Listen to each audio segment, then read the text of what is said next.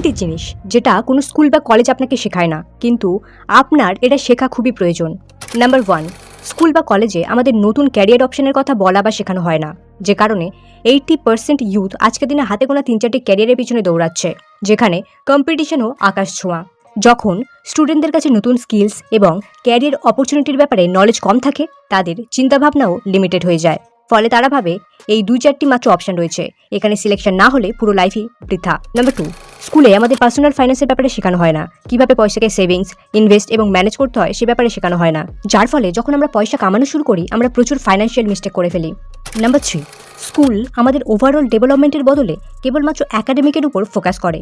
এর ফলে যে স্টুডেন্ট স্কুল বা কলেজ থেকে রিসেন্ট পাস আউট হয়েছে তার মধ্যে একাডেমিক নলেজ তো প্রচুর থাকে, কিন্তু লাইফের ইম্পর্টেন্ট স্কিলস যেমন critical thinking, communication skills, healthy livings, এইসব ব্যাপারে সে অনেক পিছনে থেকে যায়।